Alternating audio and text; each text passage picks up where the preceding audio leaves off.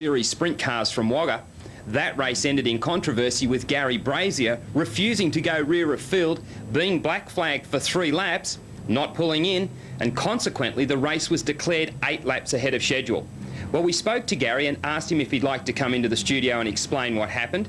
He has, but for those of you who didn't see that race, let's take a quick recap and then we'll be talking to Garry. Brazier's going to get just a little gentle reminder to be a bit more gentlemanly.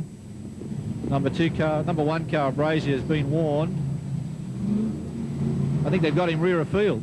I think you'll find Garry Brazier's in a fair bit of strife at the moment. This is a sensation. Brazier's been blacked. Well, with 8 laps to go, we've got a black on Garry Brazier. He's not going to leave the racetrack, though.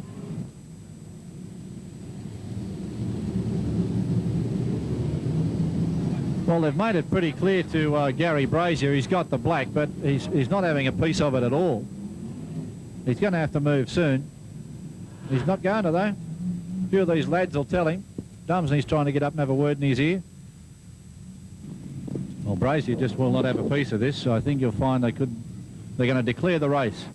Well, the pictures speak for themselves. To us, the black flag is pretty obvious, and we can only assume that it was as well to Garry Brazier. Let's hear from Garry. What happened, Garry? Well, actually, as you've seen on the videotape, there was slight contact between myself and Joey, and you know, the officials deemed me as prime cause of the incident. You know, it was quite slick in turns 3 and 4, and you know, you still carried a lot of speed through the corner. When a car slows down in front of you, there's sort of not too much, or it's a quick reaction whether you can miss them or not. And Joey sort of got in half my way, and I was turning towards the wall to missing, and you know, as you've seen, there was a bit of contact, and he went around. Now, given that you saw the black flag, you knew they were trying to move you rear of field, what was going through your mind when you actually thought, well, I'm not going to do this, I'm just going to drive around? Was it a matter of see what happens, or did you sort of think there was a procedure that they would use under these circumstances? Well, you know, I've actually seen it happen before on a track once or twice, but I didn't believe I was the prime cause of the incident, so I just wanted to stay in the position I believed I was in. You know, I went past the black flag 3 times, and I was just waiting to see what the next move they made, and they called the race off a bit early. You know, really they shouldn't have done that. I believe that they, you know, probably should have just let it go on, and I would have raced under protest, and we would have fixed it up after the event.